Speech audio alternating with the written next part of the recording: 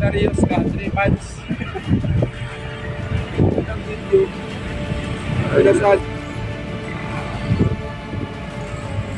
Ayan guys, so yung nasa baba, yun yung nagbuhos sila kahapon ng semento. Ayan, malaki na po. Ayan, mamayang hapon, baka sila ay magbuhos ulit. Laki ng pinagbago ng ating phase 2. Ayan, may mahabang poste dyan, no? Ayan, no? Medyo tabingi pa ang kanyang tuwid. Mamaya po at gamitan po nila ng jackhammer yan, no? Para maibaon. Ayan, ang daming poste sa baba, oh. Ayan.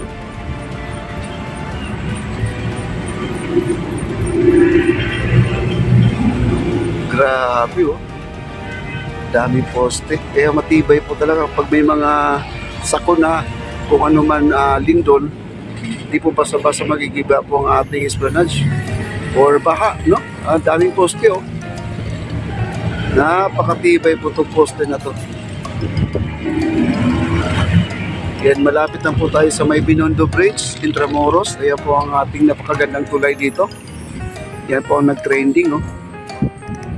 Wow. At dito sa ibabaw ng barge, marami pang mga poste. Ayan, mga kababayan, dito po na nasa 40 pa po yung mga poste ngayon. Oh, Jones Bridge, yes. Papa D Channel. Papa D Channel. Hello. Robert, po mga kababayan. Nag-update po tayo ngayon. Dito tayo sa taas ng bridge. Ayan na, kagabi, naabutan po natin, nagbubuho sila. May mixer dyan. Dito mga kaibigan, dito banda. Sinirado po nila dito, no? Dati, binuksan nila yan. Labas-pasok po yung mga tao dyan, no? Pag nanggagaling sila ng Binondo Bridge, dito po sila dumadaan. Then, ngayon, sinirado na po nila dahil gumagawa ng Stillman natin. Diyan na po sa mismong dadaanan na po siya. Bali, karugtong po ng phase 1 esplanade po mga kaibigan. Ni Pangulong Bongbong Marcos at ni First Lady Lisa, nagkakamali po kayo dahil lilipo yung drawing lang. Ayan, tuloy-tuloy yung trabaho mga kababayan. Share nyo po yung video na to para marami pang aware sa mga kababayan natin. Ayan guys, napakaganda, no?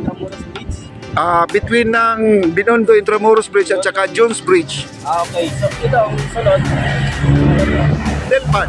Delpan. Delpan. Ayan, Delpan yung nandun sa dulo guys. Ayan, ayan o, mag-jack na sila, oh. Grabe, ang bigat din to, oh. Grabe, ang bigat-bigat na ano. Wala po ako makontent kaya sabi ko labas kaya ako.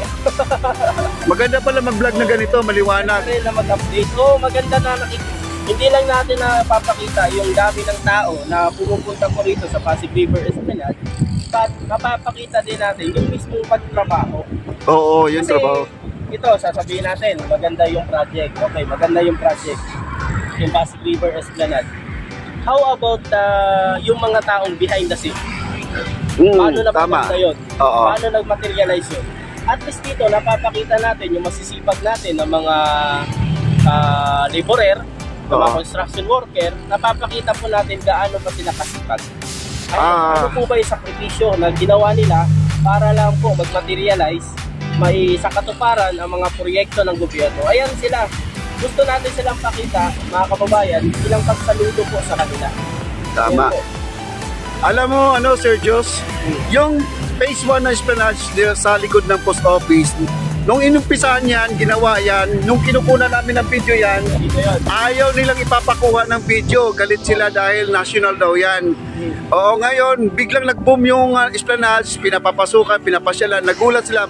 Meron palang ganyan dito sa Maynila. Kagaya ngayon, ito ginagawa pa lang, at least nakikita na nila, may pangalawa tayong esplanade. Kailangan diba, nasa ano sila? Nasa Italy. Italy, oo. Kaya marami po nagpapasalamat sa mga viewers natin dyan na nagpasalamat sila sa mga vloggers. Ayan, ito po kami. Pangulong Bongbong Marcos, mga kababayan. Oo. Na kung saan with the Department of Human Settlement and Urban Development or yung DSUD, yan po yung katuwang ni PBBM, ni First Lady Lisa, para po mas nakatuparan yung project na to, yung DSUD, mga kababayan, Department of Human Settlement and Urban Development. Ayan. Ayan guys, napakaganda po, no? Kahit pa paano siya, yung iba kasi titingnan, boring. Okay, boring tingnan, di ba, yung pagtatrabaho ng ganyan. Sa akin kasi, as for siyempre, may experience po tayo sa pagko-construction, bilang nag-labor. Ano lang naman, yung tawag nito, sideline lang dati. Oo.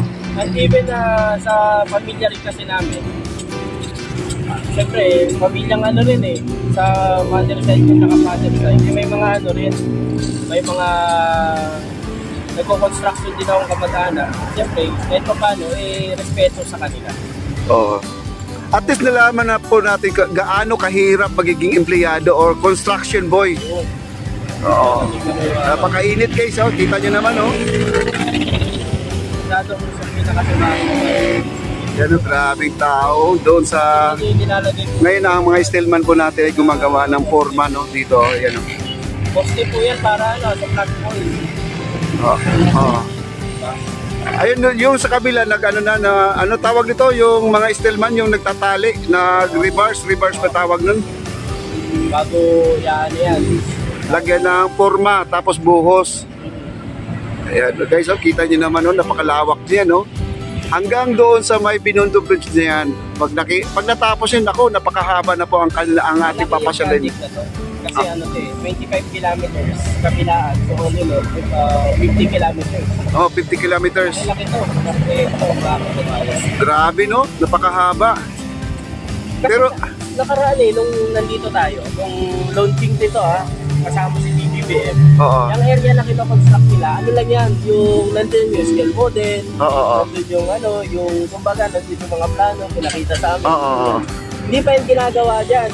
At least ngayon, pagbalik ko, nakita po natin at tinatrabaho siya, so ibig sabihin, lumuusad.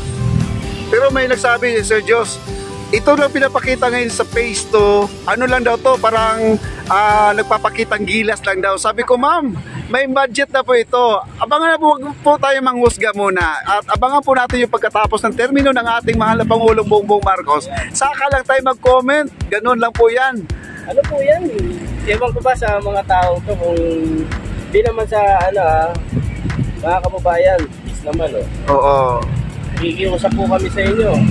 Hindi kami nakikiusap sa inyo na parang nagmamakawa na suportahan nyo si Pangulong Bongbong Marcos. Pakiusap namin sa inyo, kahit minsan, ibuksan nyo po yung inyong kaisipan. Tama.